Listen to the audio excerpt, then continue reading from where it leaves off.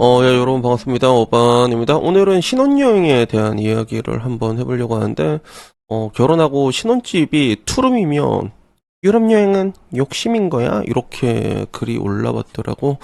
판에 올라온 2025년 4월 24일 최근에 올라온 글인데, 제목 그대로 신혼여행에 대한 그 갈등이라고 해야 되나? 근데 지금 신랑이랑 갈등이 있는가 봐. 그래서 올해 결혼 예정인 지방에 사는 30대 예비 부부라고 하더라고. 그래서 2년 정도 돈을 더 모으고 역세권 아파트를 매매 예정이라서 일단은 결혼식은 먼저 올리고 신혼집은 투룸 월세로 일단 시작하기로 했어. 그리고 남자친구는 결혼식도 간소하게 신혼여행은 생략하거나 가깝고 저렴한 제주도, 일본을 얘기하는 상황이고, 자기는 결혼식은 간단하게 해도 상관이 없지만 신혼여행은 유럽으로 가고 싶어 해서 이게 의견이 좁혀지지 않는다는 거지. 그래서 자기는 또 원래 1년에 한 번씩 주기적으로 해외여행을 갔다고 하더라고. 그래서 제주도나 일본은 이미 많이 가봤을 거 아니야. 그지? 뭐 갔는데 뭐 다 뻔하다 보니까 신혼여행지로는 이제 가고 싶지 않은 상황이고,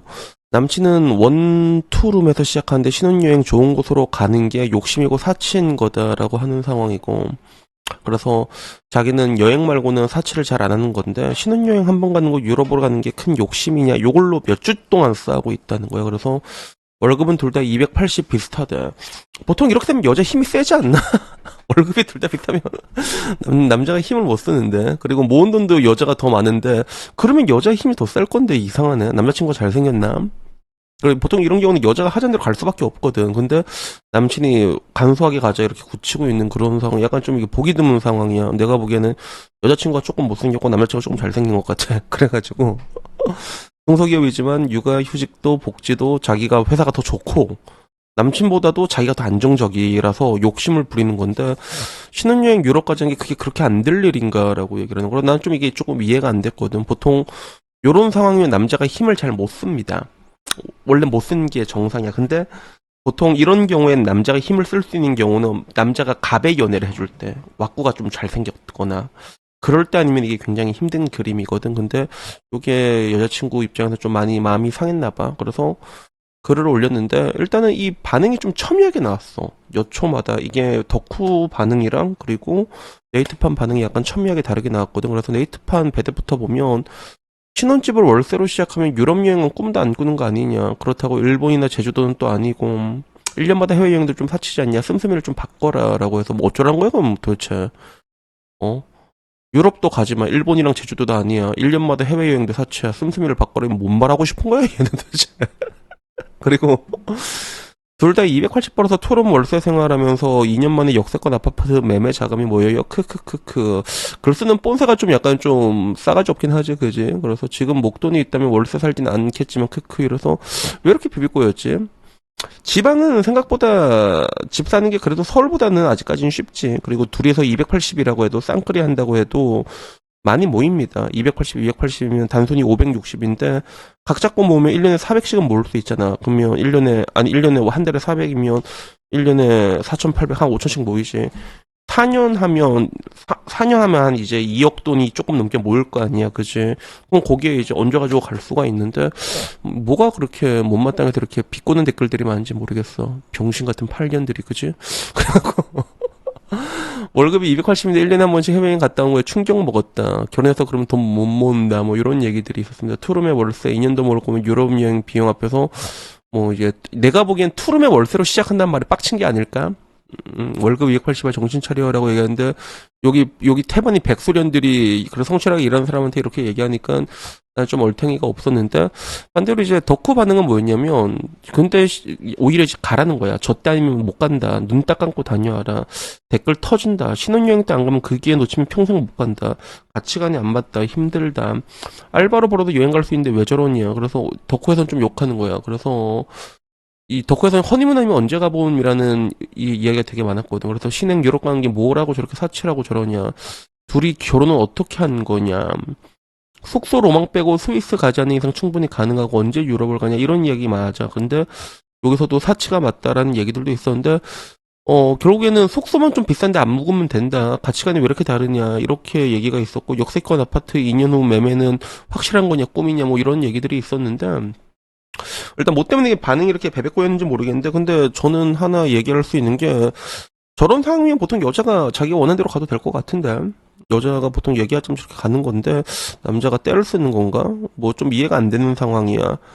그리고, 저기, 신혼여행 한 번 아니면, 그러니까 나도 일생에 한 번인데란 말을 그렇게 좋아하는 사람은 아닌데, 근데 실제로 내가 내 주변을 보더라도, 결혼할 때, 신혼여행 때 멀리 안 가잖아. 그럼 멀리 나가기가 쉽지가 않습니다, 진짜로. 애 낳고 그러면 더더욱더 그래. 끽해봤자 동남아 정도까지밖에 못 가고 5시간 거리에서 갇히게 된단 말이에요. 그래서 내 주변 사례를 보게 되면 멀리 다녀온 사람들의 만족도가 굉장히 높아, 확실히. 그러니까 신혼여행 이야기가 시간이 지나도 계속 나오더라고. 그런 사람들은 저희 형님도 유럽으로 다녀왔거든요.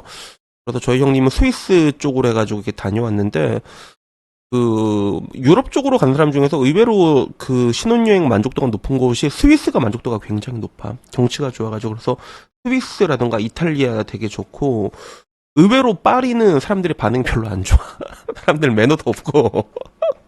약간 좀 지저분한 거 오줌 냄새 나고 막 그런데, 그래가지고, 파리는 생각보다 반응이 안 좋고, 내 기억에는 그런 데 좋았고, 또 좋은 데가 이제 미국 하와이 같은데, 하와이 같은데 되게 좋았고, 그리고 우리 조카는 그랜드 캐니언 다녀왔거든.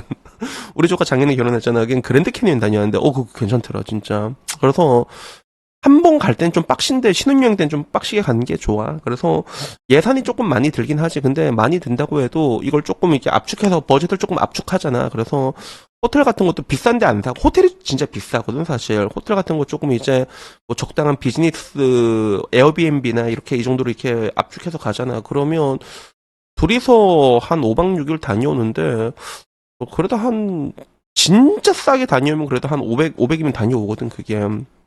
500인데 문제는 이제 그 기억이 평생 가니까 저는 말하고 싶은 게 좀 신혼여행은 그래도 좀 이렇게 좀 다녀오는 게 보통 동남아 쪽으로도 많이 다녀오잖아. 발리나 이런 데 다녀오는데 뭐 그런 데는 나쁘진 않은데 근데 내가 내 주변을 보니까 신혼여행 멀리 다녀온 사람들 있잖아. 우리 형님도 그렇고 신혼여행 이야기를 진짜 평생 해요, 진짜. 진짜로. 그래서 그 정도면 뭐지 그랜드 캐니언이나 까리한 데 있잖아. 뭐 아니면 뭐 하와이라던가 이런 데는 써도 될 것 같은데 내 생각에는. 근데 어떻게 보면 저 여자들도 그렇게 허례허식이 없으니까 투룸 빌라로 시작하는 거잖아. 맞잖아. 그래도 돈 모아서 하자라는데 오히려 이제 그 투룸 빌라에서 시작한다는 거에 빡쳐가지고 공격을 당하고 있는 게 아닐까 그런 생각이 드는데 저는 얘기하고 싶은 게 사람이 결국엔 추억으로 살아가는 것도 굉장히 많거든. 그러니까 신혼여행 같은 경우는 그러니까 이게 좀 돈을 많이 쓰면 숙소 좀 전대잡으면 진짜 밑도 끝도 없이 깨진단 말이야. 몇 천 그냥 깨지거든. 근데 그런 거 안 하고 좀 이렇게 볼 거 보고 딱 다녀오잖아. 그러면 압축해서 좀 저렴하게도 가능해. 그래서 딱 보고 오는 거면 저는 신혼여행 좀 멀리 가는 것도 괜찮다고 봅니다. 그래가지고 내 주변 사례를 봤을 때 정말로 이제 좀 좋은 데 다녀온 사람들은 신혼여행 이야기를 평생 하더라고 진짜. 그래가지고 저는 이 부분에 대해서 조금 써도 괜찮지 않나? 라는 생각이 들어가지고 이 얘기를 한번 해봤습니다.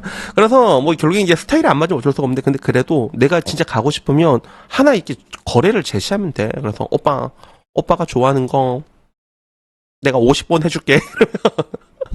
그러면 오케이 한다. 그러면 뭘 좋아하는지 모르겠는데 그래가지고 아무쪼록 뭐 저는 이렇게 얘기하고 싶은 게 뭐 아끼는 것도 굉장히 중요하지만 근데 그 아름다운 추억을 남기는 거 그건 진짜 평생 가거든. 그러니까 신혼여행은 저는 좀 쓰라고 좀 얘기하고 싶어. 그러니까 괜히 이상한 거 애기들 가지고 그 산후조리원 뭐 이런데 막 몇천만 원씩 쓰지 말고 그런데 몇천 쓰라니까 차라리 쓸 거면 그게 훨씬 좋아 진짜. 그래가지고 오늘은 이 얘기 하고 싶었습니다. 그러다 통화는 오늘 여기까지고요. 다음에 좀 더 재밌는 이야기로 찾아뵙도록 하겠습니다. 이상입니다. 감사합니다. 땡큐.